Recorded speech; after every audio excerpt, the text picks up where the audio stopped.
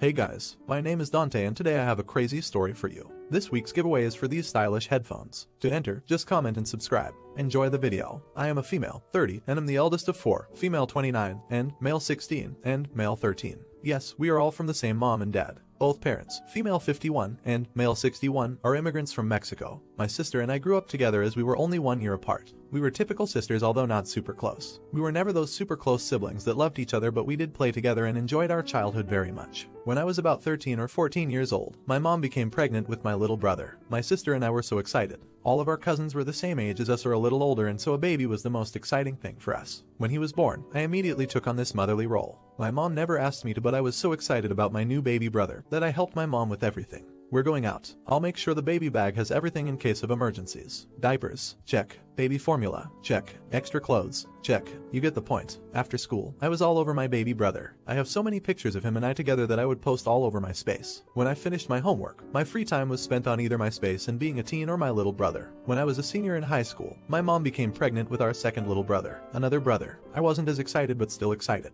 I graduated high school and moved about 30 minutes away to university. I didn't get to spend almost any time with my second little brother. I missed out on all his baby milestones. I was never there as I was living on campus. There's almost no pictures of me and him as a baby. When I graduated university, I was living back at home. I only lived on campus for 2 years and the rest I spent commuting. When both of my little brothers started school, I was always there. The first pre-K drop-off, I was there with my mom. Any school issues, I was there with my mom. Doctor appointments, I was there with my mom. I have always been there with my mom. For everything regarding my little brothers, I am basically their second mom. They have sometimes accidentally called me mom. But why were you at every single appointment? My mom doesn't speak English well, so I've always been the translator. Always. I think this is pretty common for children of immigrants though. So, this continued throughout my 20 seconds. Second mom to my little brothers. Now, I forgot to mention, my second little brother, he's autistic. So my mom and I, not my mom and dad, have gone through so much with him. My dad is always at work, so my mom and I have been the ones raising my little brothers together. Yes, I practically raised them both with my mom. This is the reason why I tied my tubes when I was 25 years old.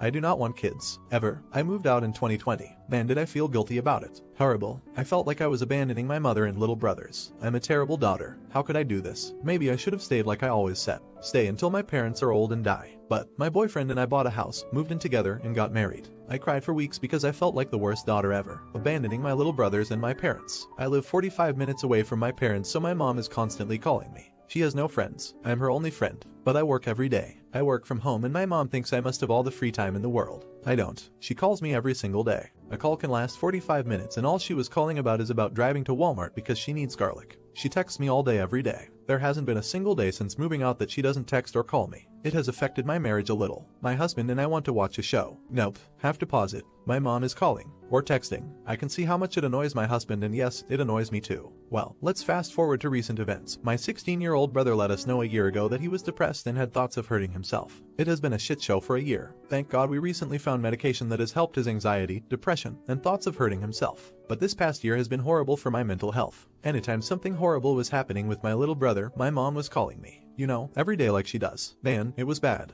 I can't even explain everything, but it was bad. Feeling helpless as well because I lived so far away. But he's better now, thank goodness. But I can't stand being the eldest daughter anymore. My mom calls me daily for help with anything. My little brothers do too. My mom calls me for advice on what to do with her children like I am also their mother. I love my brothers to death, like they were my own children, but I am getting to the point of losing my mind. Hey guys, let me know in the comments what you're thinking about this story. I am there for everything. Still, they've got a doctor appointment an hour away from where I live. I'm there. School issues. I'm there. I am still there. Unfortunately, it's not just my parents. All my uncles and aunts always call me for help like I'm some kind of magically human being that can fix all their problems. This has been happening with them since I was like 10. So they've always seen me as the reliable niece who knows how to use a computer and knows English and knows how to do everything. In the past month, my aunt, mom's little sister, female 35, was involved in a domestic violence situation. She lives across the country and yet, I'm the one talking to her attorney. I'm the one typing up a 10-page letter for her attorney. I'm the one on the phone with her listening to her problems. My dad's cousin, who I had never met before, moved to our state and is always calling me for help regarding his immigration status and filing paperwork for him, and it's so weird.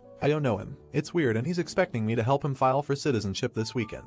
I don't want to, but I feel like I can't say no anymore. This is an issue I have. I have no idea how to set boundaries. I'm an absolute mess and an idiot. I'm sick of being everyone's problem solver. I'm sick of it. I know that even if I moved across the country, this would continue. I'm afraid of setting boundaries with my mom because I have little brothers that need me. What if I put my phone on silent and my little brother hurts himself? What if I put my phone on silent and my little brothers needed homework help? My mom is physically and mentally disabled. She relies on a wheeled walker to get around but isn't fully stable and has had falls in the past. She's also schizophrenic with early-stage dementia. Hence, she's exceptionally vulnerable both physically and mentally. She moved into a new flat about 2 months ago and one of her upstairs neighbors, a male in his 40s, seems to be taking an unusual interest in her. I've met this guy, let's call him Bob for ease, a few times and he always seems overly interested in my mom. He gazes at her intently and when I've tried to talk to him, he largely ignores me and barely breaks eye contact with her. He stops her every time we happen to see him when we're going out, and seems caught on every word she says, even when it's nonsensical word salad, due to schizophrenia. He's taken in and delivered parcels to her when everyone else just leaves neighbors' stuff on a chair in the communal entrance. He goes out of his way to be nice to her. It's almost like he has a crush, but no rational man in his 40s is going to be attracted to an exceptionally vulnerable 70-year-old woman with complex physical and mental care needs. Hey guys, if you're enjoying the video, don't forget to drop a like. Now, I'm autistic so I initially put it down to him possibly being on the spectrum, especially as the building was initially sheltered housing. It's now an over 40-second scheme, but I feel like even accounting for possible social difficulties, he's a bit too friendly. Yesterday, I left my mother's property around 4 p.m. then returned around 90 minutes later to drop off a prescription, and I found her all flustered and irritable. She told me that Bob had rang her doorbell, steaming drunk, asking to be let in.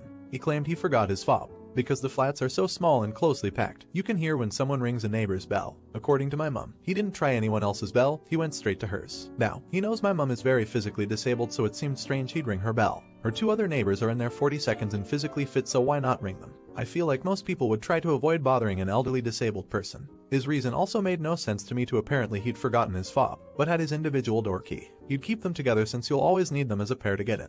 I could see him forgetting both, but not one. Further, there's 3 key safes outside the flat with spare fobs for this exact scenario. 3 safes to 4 flats makes it quite likely IMO that he'd have the code to at least one of them. So he somehow forgot his fob but not his key, didn't have access to any of the 3 key safes with spare fobs, and rather than call his immediate and much younger neighbors for assistance, he went straight to the most vulnerable person in the property. Fast forward to 8 a.m. today and my mom informed me he's left her a bunch of red carnations in the Christmas wreath she is hanging on the outside of her door, not on the floor to in the wreath. We're not sure when he did this, but she didn't hear anything last night or this morning, so that makes me think he's crept over in the middle of the night while she, and everyone else, has been asleep. No one has curtains on their flat doors because the glass is heavily frosted, but you can still see shadows, lights, and silhouettes. It makes me uncomfortable that he approached her door in the middle of the night to place flowers in the wreath. Like I said, he can't really see anything, but it just strikes me as odd. I feel like something's wrong here and I'm not sure what to do about it. Can anyone advise on what might be going on, and what action, if any, I should take? I almost feel like he's grooming her. I spoke to my mom about this and explained how his behavior feels off, but she got offended because she liked the flowers and thought they were an apology for his drunkenness last night.